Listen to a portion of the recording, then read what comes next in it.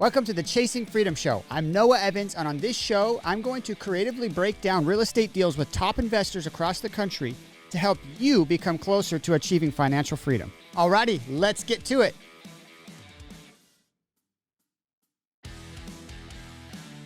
Show update. Okay, guys, big update. Jeff is actually going to be leaving the show, and I'm super excited on the reason why. So Jeff is going to be focusing on being a more present dad, watching his adorable little kids grow up, and I'm super excited that he has the ability to make that choice and to go chase that lifestyle freedom. That's why we have this show. It's called Chasing Freedom, right? So that's Jeff's goal and idea of chasing freedom, is to be able to watch his kids, and I'm very excited for him to be able to do that. That being said, I will continue to run this show. There will still be weekly episodes dropped, and you guys, the lineup for next month's guests is pretty incredible. So definitely stay tuned. And without further ado, let's jump into this week's episode. Alrighty, guys, welcome back to the Chasing Freedom Show. Today, I have Tangie Cousins with Clerk Data. And guys, I'm very, very excited for this guest. She's going to teach you a ton about some of the hottest lead sources across the country. She does this for thousands of investors, and so she's got the actual data on what performs and what doesn't. Today, we're going to be going into a handful of these lead sources. We may even touch on some direct mail campaigns and what's working there and what's not working. And guys, there's going to be something really cool that comes from this episode. Tangie's given me a referral code to give out to you guys so you can go use her services and get these lead sources at 20 to 30% off. I'm going to release the code at the end of the show, so make sure you stay tuned for that. But without further ado, Tangie, welcome to the show. Hey, thanks a lot, Noah, for having me on today. And I thank Chasing Freedom.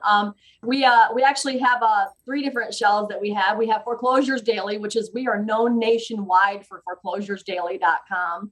And then we have probatesdaily.com. And then, of course, there's Clerk Data. So thanks for having me on today. I just wanted to clarify that. So, because everybody typically knows this is Foreclosures Daily and has for almost 20 years now. Right. Yeah, that's the really popular one that most people will have heard of. So thanks for clarifying that too. Well, cool. Well, I want to jump into what was your motivation for getting into this industry? Like, how did this happen? So, it's funny because I used to be a stay-at-home mom, and, it's funny because I'm still at home, right? And that was the big kicker of starting this. Is I answered an ad in a paper, and it was talking about real estate. And I've always wanted to be involved in real estate, but I was very ignorant to the process and I didn't really understand it. So I was like, and it was like this ad running saying that, you go to the courthouse, you attend the auctions and you pass out flyers and you do this. So I checked it out and I was like, oh, this is pretty cool. I actually took my 3-year-old son with me, and I've just been doing it ever since. And here we are almost 20 years later, still doing foreclosures, probates, inheritance, code violation, eviction, divorce. We do all kinds of different things, but the motivation was real estate, working at home, financial freedom. And that's why I love your podcast name, Chasing Freedom, because isn't that what we're all doing in the end? Yeah, absolutely. Yeah. So the motivation was chasing freedom. Real estate just always intrigued me, Yeah. So I know I'm at a different level. I'm not actually buying the homes, but I'm providing the data. I'm providing the power behind the wheel. You know what I mean? So yeah, which we should talk about because you have a lot of the trade secrets of how to go find those homes.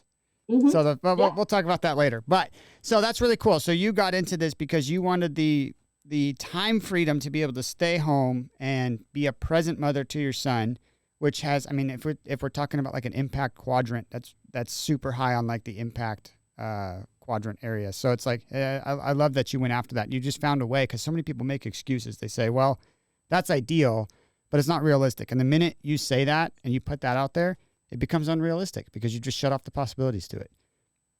So I love that you went after it. Cool. Well, so what I'd like to dig into is you've got a lot of knowledge. And I mean, we've spent almost hours on the phone now talking about different lead sources and what we were going to pull and how we were going to go after leads with you. So why don't we talk about what you think some of the hottest lead sources for 2022 are going to be?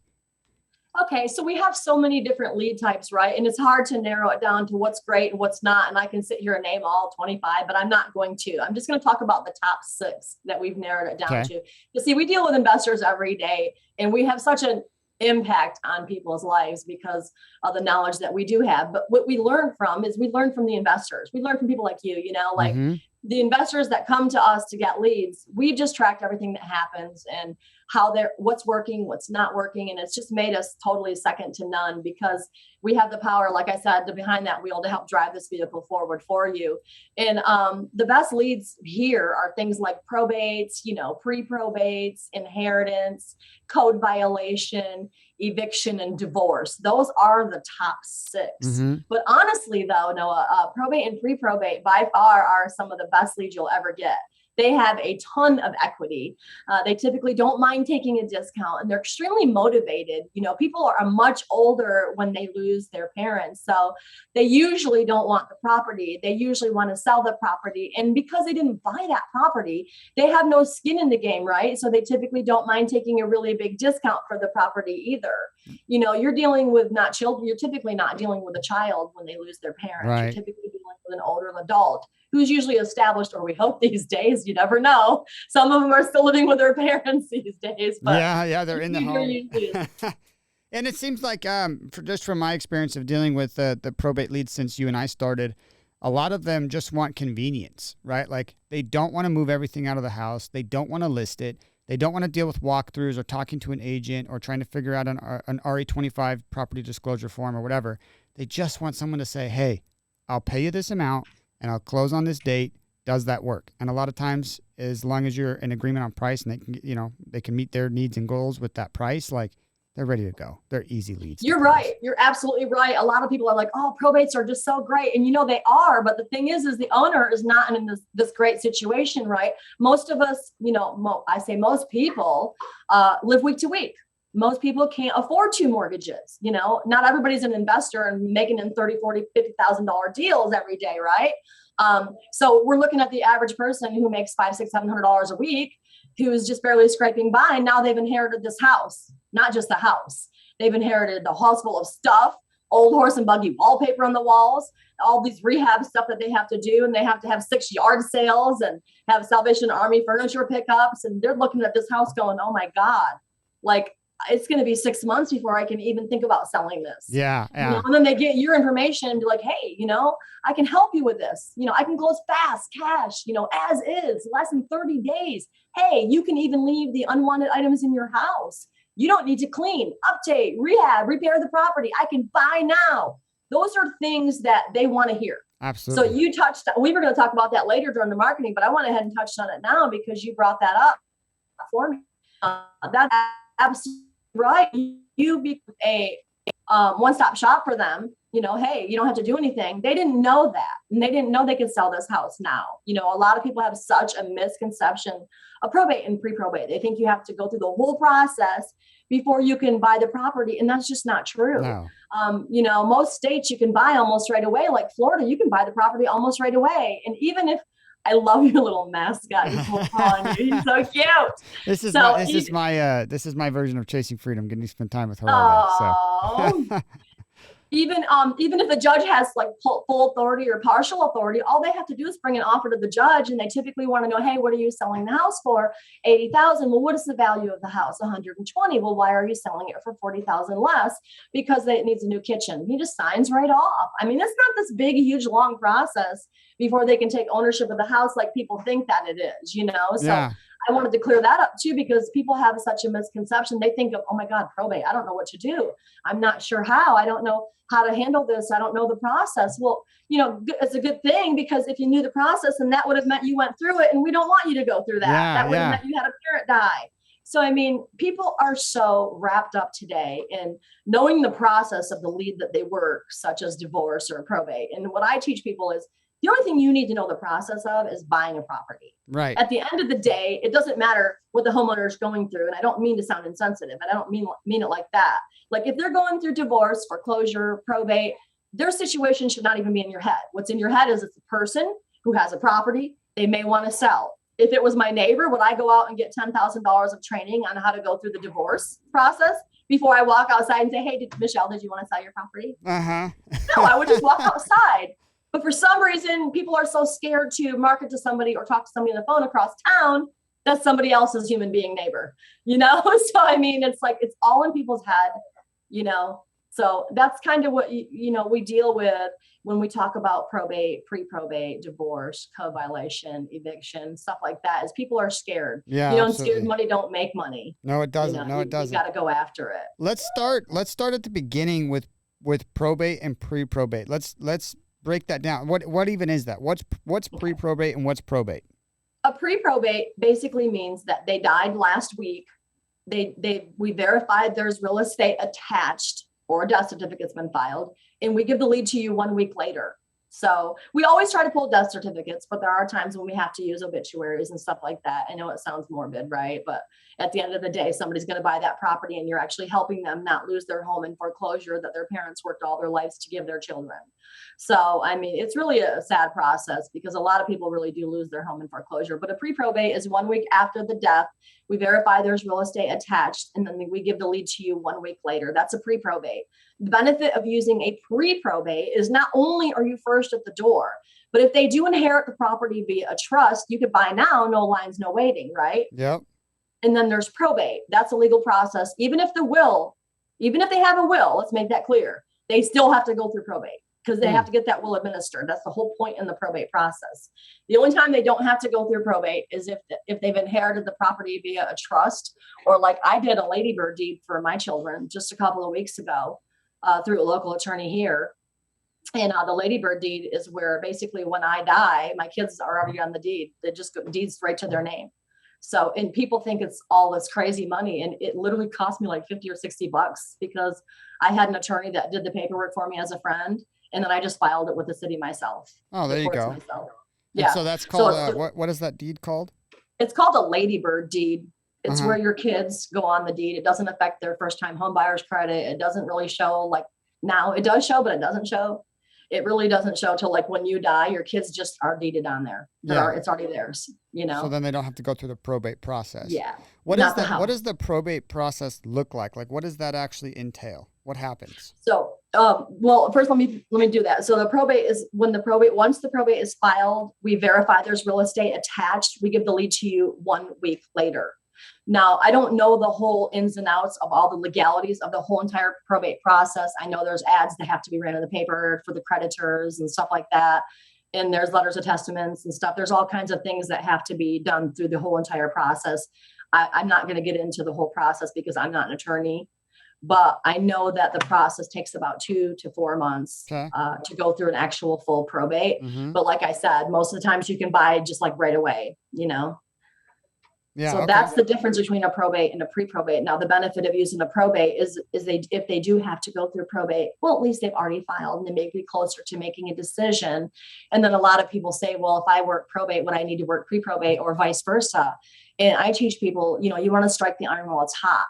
Just because you work it during the pre-probate process doesn't mean that it's going to go in the probate process. So there's leads that will be missed on the probate side or the pre-probate side if you don't work both lists.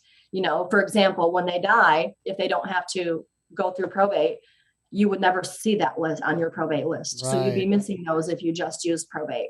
And then if you just use pre-probate, you're missing that hot point of when they do file probate because you don't know when that is. It could be 8 months down the road and chances are you're not marketing to them anymore. So now you're missing that strike point where striking the iron while it's hot, So and we also have inherited lists. So like, why would one want to use an inherited when they already have the pre-probate, which includes inherited, right? But the inherited list is another different too. Like somebody could inherit the property via a trust before the parents pass.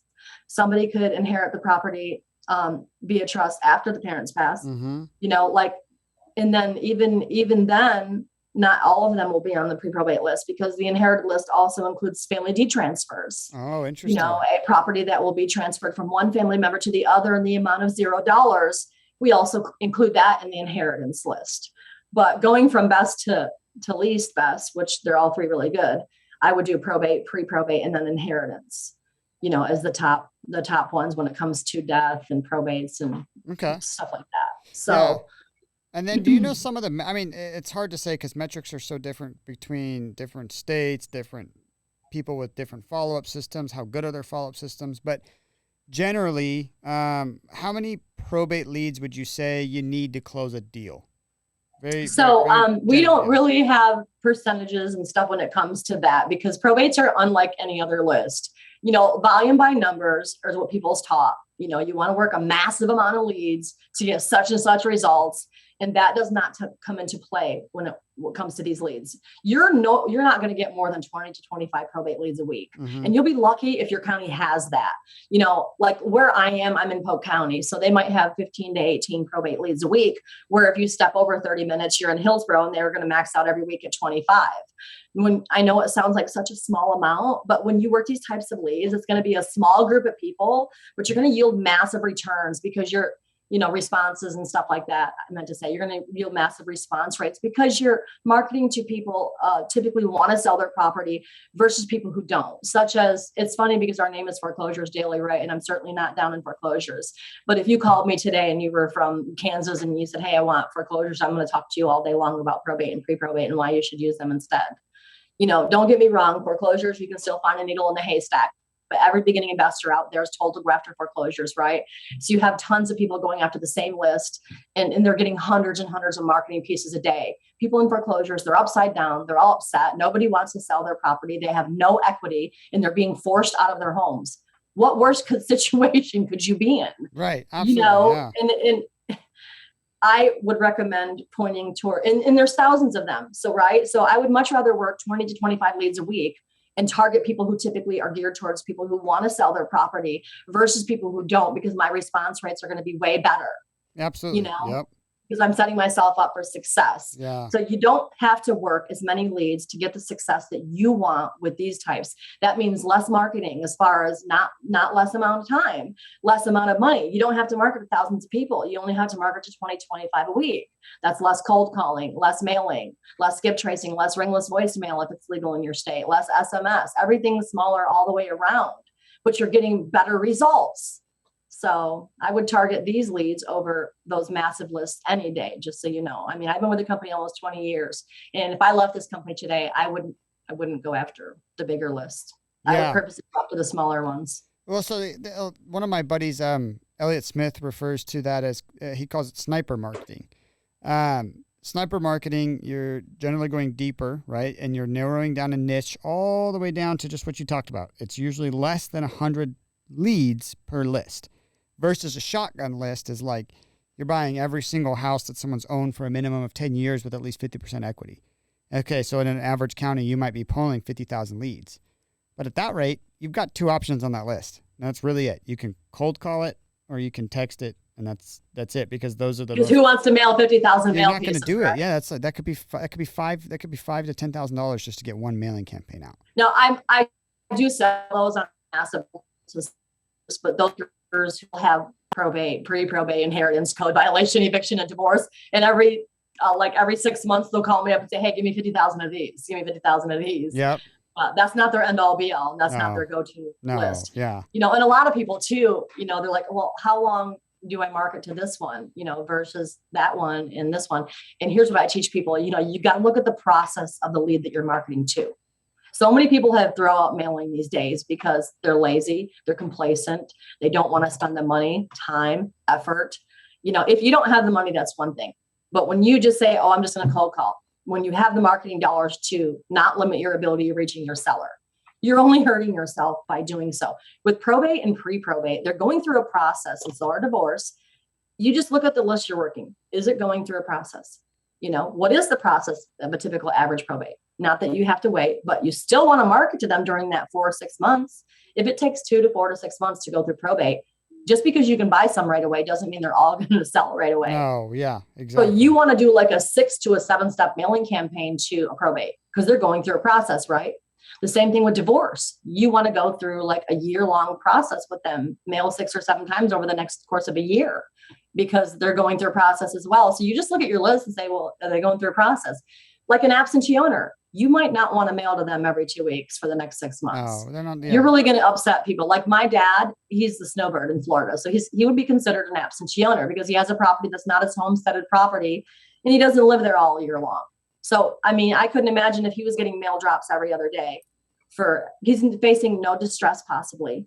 Absentee owner, I tell people, we'll mail them now, mail them in 6 months, and maybe mail them next year. Mm-hmm. They might not be ready now, but listen, mom gets sick, they can't travel back and forth anymore. Guess what? They're going to go back home to PA and die with their children. Yep, exactly. They're not going to stay here in Florida. No, yeah. Hey, so I got to go back because I can just hear my listeners saying, but I can't send out 25 mailers at a time, right? And that's true. There, in most mailing companies, there's a minimum mailing campaign you have to send out. What solution do you have for that?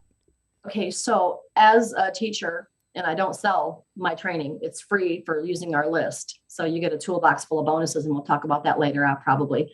But I give you access when you buy the leads to a mailhouse company, and the mailhouse company has their minimum down to 50 for my people. It's cool. It's awesome. So every 2 weeks, you can send, or every 2 to 3 weeks, you can essentially send out a campaign.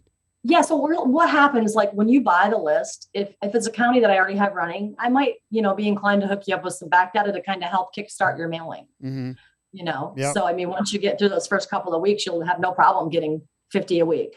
Yep. Or you can use 2 or 3 counties too to help increase the counts. There's all kinds of things that we can do for you to help you. But this mailhouse company, they literally are only charging like 38 to 42 cents with postage to send postcards for the people. If you want to do more of a personal touch and do like a handwritten letter, they have a machine that does like a handwritten font, and they only charge 64 cents with postage. So I got them to discount their prices by like 60% for the people that I refer over to them. It's not bad. It's not bad at all. So, I mean, for reference, I have like the enterprise account with Deal Machine, which is like, it's unfortunately the most expensive account. It's not a brag. It's unfortunate that I have to pay for that. But, but therefore, because I pay for the enterprise account, I get the cheapest possible mailer. I get the best price on it. And I still pay, I think it's like 42 cents a mailer.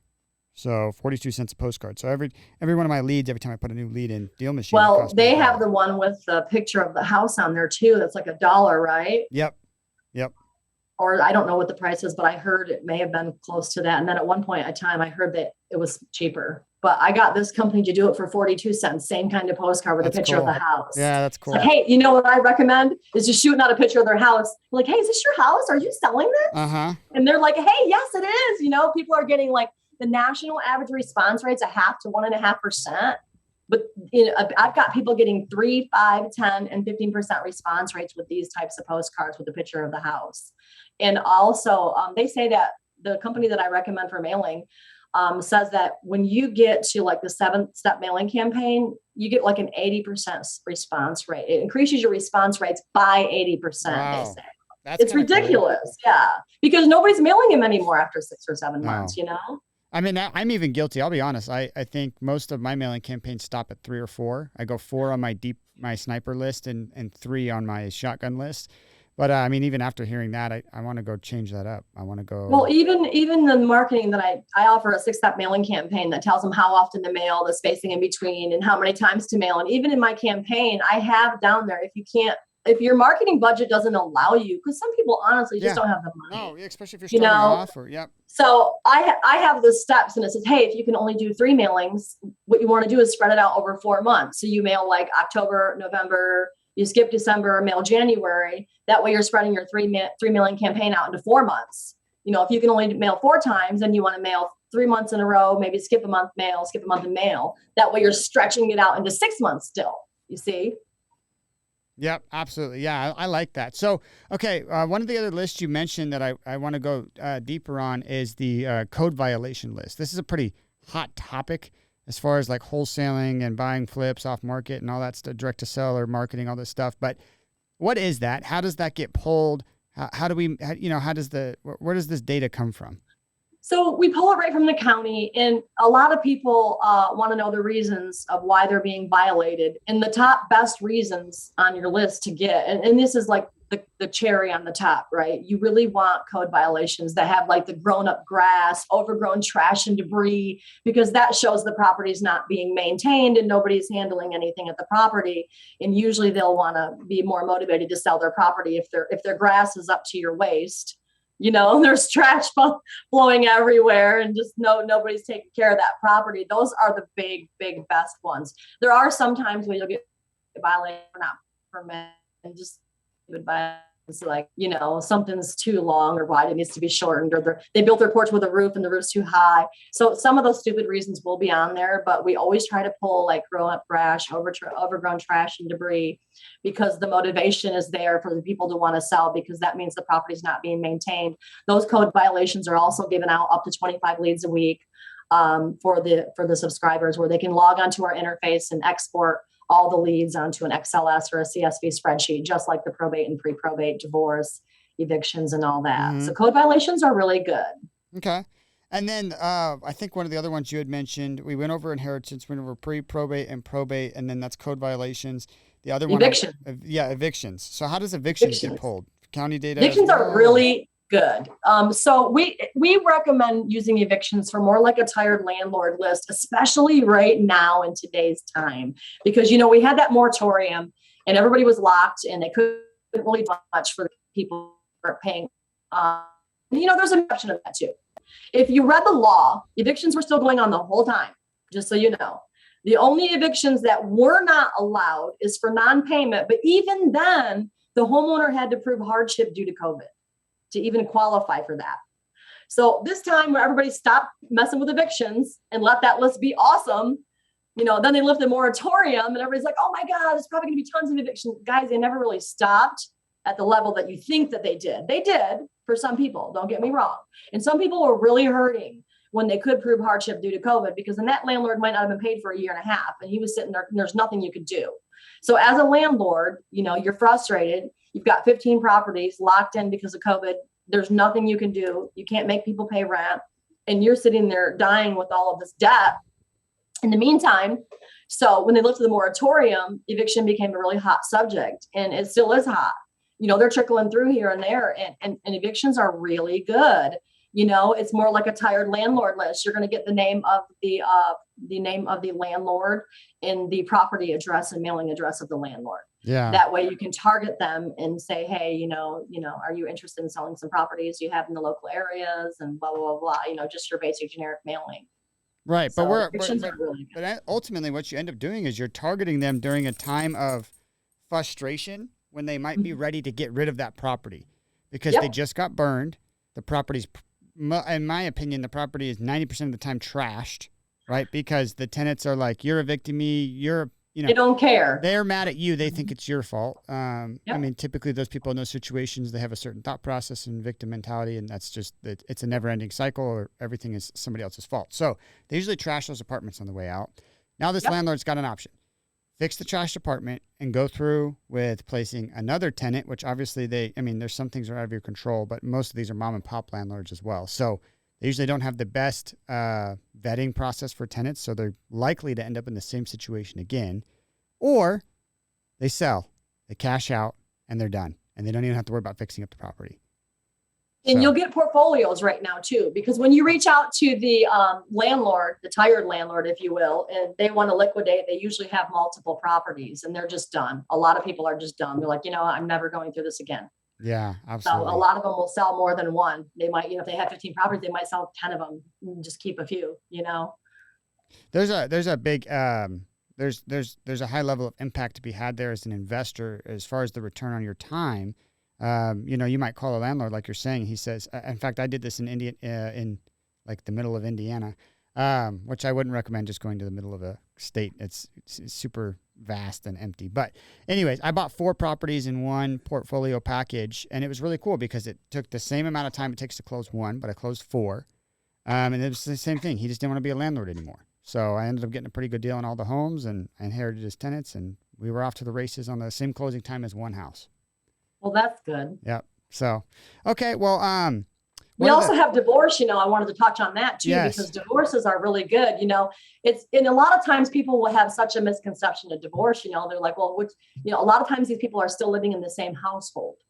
This is when they just filed for divorce. So they could still be living in the house, I actually had a client use our divorce leads, and he loved them. He uses every lead we get. So when we get a new lead, he's like, I want to be the first one, so he's always trying to use them. It's kind of a funny story. He started using our divorce leads, and I called him up a few months later. I'm like, hey, Joe, how's the divorce leads going? He's like, oh, they're going great. I got a couple guys after me. I'm like, what? And he's like, yeah. I'm like, well, what do you mean? He's like, I don't know. Some guy's texting me and telling me I'm trying to mess with his wife or something. I'm just trying to market to her to buy the house. I'm like, let me ask you a question. I said, well, who did you put on the envelope? He's like, I addressed it to the ladies. I'm like, well, why did you do that? He's like, well, I figured they were going to get everything. He's become a hit target. Yeah. Apparently the husbands were mad because those two particular guys still lived there. And they're like, why are you addressing this to my wife? This is my house too. Yeah. You ready to sell? Can you imagine if he was even further targeting and he's like, tired of your POS husband? Call me. Well, speaking of POS, I'm thinking of POF. I'm like, I could sell this list, to like a dating app. Can anybody say rebound? No, I'm just kidding. Oh my gosh, that's hilarious. That's so the divorce list, all kidding aside though, the divorce lists are good, and you should address your envelopes to both of them if they still have the same address in the list. But a lot of times on the list, it'll show plaintiff versus the defendant, and there'll be two different addresses. But if the addresses are the same, you want to, and I always make sure I tell people, be clear to address it to both of them if it's still the same. Otherwise, if they have separate mailing addresses, then you can do it that way. But you want to learn from other people's mistakes, and that's what makes us good here at Foreclosures Daily, is we've learned about all the investors' mistakes, and we try to critique each person to say, hey, don't do this, don't do that, do that. But divorce are really good because they literally just filed for a divorce, and the biggest fight that a husband and wife has is their property. The wife always wants to stay, the husband always wants to sell, typically. These days it's kind of reversing the roles, but so I mean, but that if you can come in and eliminate that process and be like, hey, I can pay cash for your house right now, alleviate you guys from having any trouble, whatever. Close on your timeline, right? Yep. So and a lot of times when you buy their house, that was their marital settlement agreement, is their big fight was, hey, the house, well, now you've eliminated that problem. So their divorce will probably 2-3 months, they're done, Yeah. Now, how do you have that conversation? What do those marketing pieces look like for somebody getting a divorce? Because you're not just going to say, hey, I know you're getting a divorce, right? So what's the opening look like there? So, and any list you use, I recommend all generic marketing. Okay. I hate it when people say things like on the probate list or any list for that matter, my wife and I are working on our residual income for our retirement, and we're interested in purchasing your probated property, after they tell them my deepest condolences. So those are terrible moves, by the way. You want to be simple, basic, generic with every single list. It doesn't really, people always think it needs to be tailored for each list. Well, what do I do on this one? What do I do on that one? What do I do on that one? There's several things that you can do. One, you can say, are you facing foreclosure? Are you facing for divorce? Are you facing probate? Are you just in a situation where you want to get out now? You can send advertising like that. It doesn't have to be one specific point.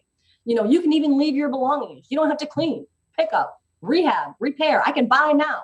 You can send out that and just send it to every single list that you have. Or you can just say, hey, I'm interested in purchasing some properties in a few select areas, and yours is one of them.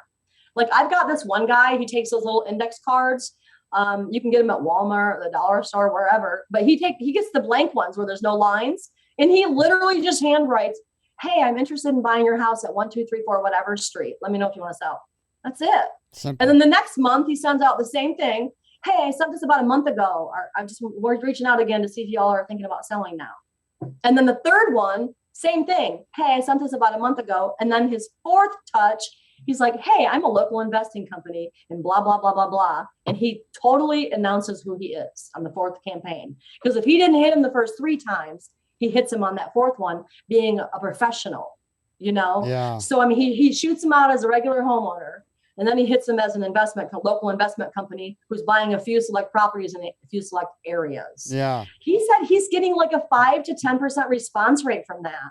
On the fourth one, because it's announcing who he is? Or on just on all the 4 touch. I really I like the simplicity of those first 3. And he's handwriting it. It's like a little card. Hey, I'm interested in buying your house.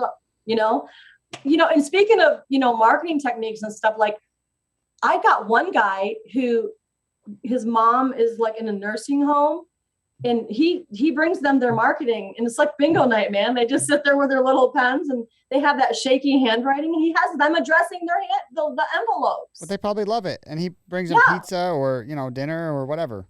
They do. He pays them. He gets them dinner. That's exactly what he does.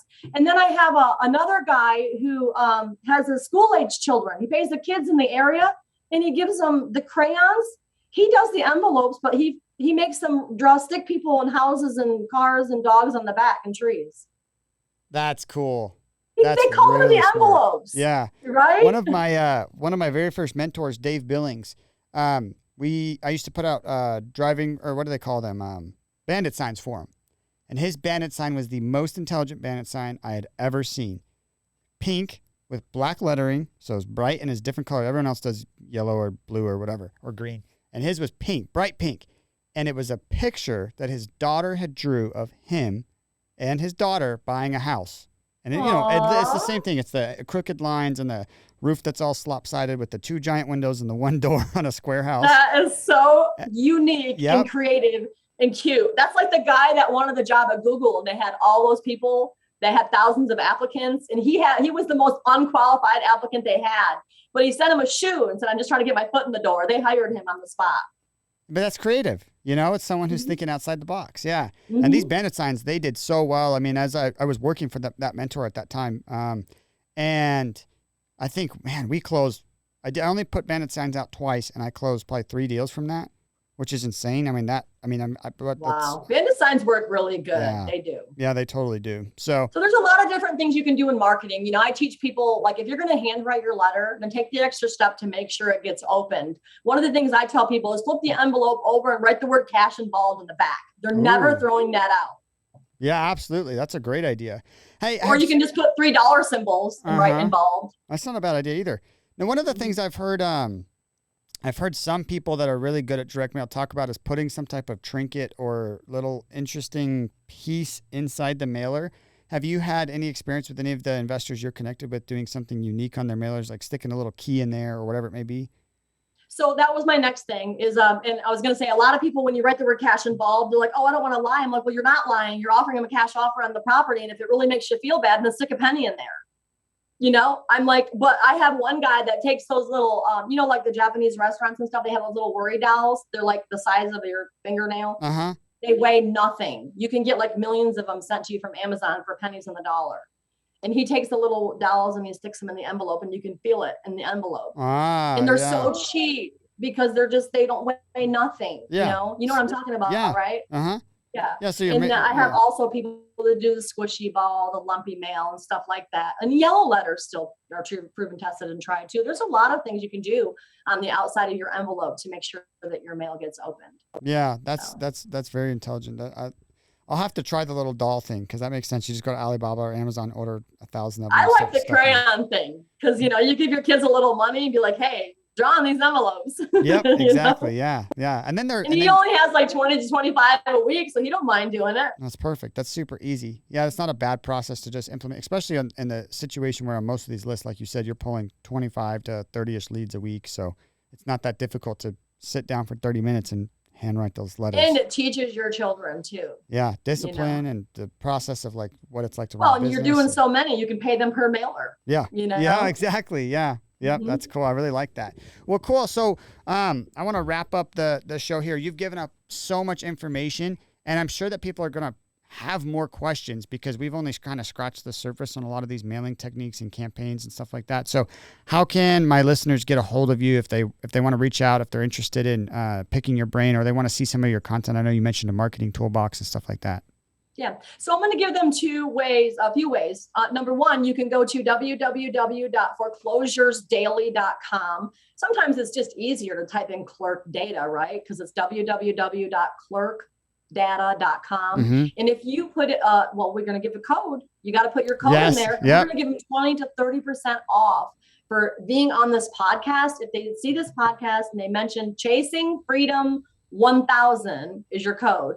Chasing Freedom 1000. So go to clerkdata.com or foreclosuresdaily.com. Any one of them gets you to the same page. And it specifically asks, how did you hear about us? And do you have a discount code?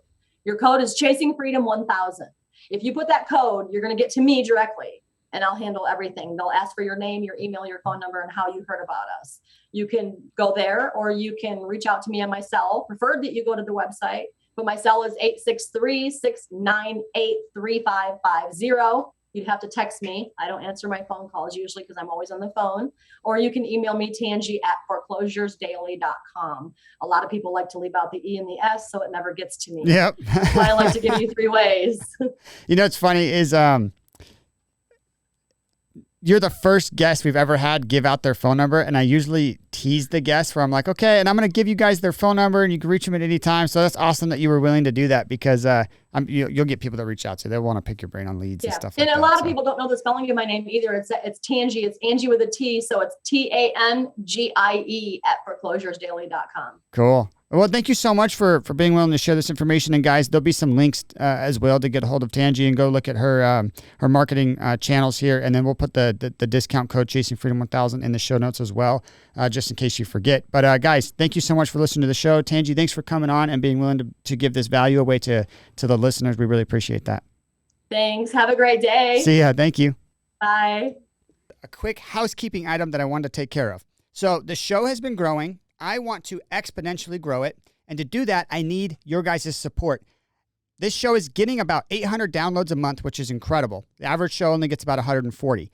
I want to get that to, 2,000, 3,000 downloads a month, because by doing that, I'll be able to bring on some really awesome guests, some huge players in the industry that you guys will gain so much from. In order to do that, though, we got to get those reviews in. If you guys don't mind heading to Apple Podcasts, telling me your honest feedback on the show, whether it's good or bad, either way, make sure it's a 5-star review. But I really would appreciate your honest feedback. Again, thank you guys for your continued support. Without further ado, let's jump into this week's episode. All right, thanks for tuning into this week's episode, you guys. For more awesome real estate content, you can check out my Instagram. It's just Noah Evans _real estate. It'll also be in the show notes. If you want to reach out to the guest, their contact information and websites and however else to get a hold of them will also be in the show notes. All of our podcast episodes get thrown up to YouTube. And for more awesome exclusive content, please go check out the website. We'll have that link in the show notes below as well. All right, peace.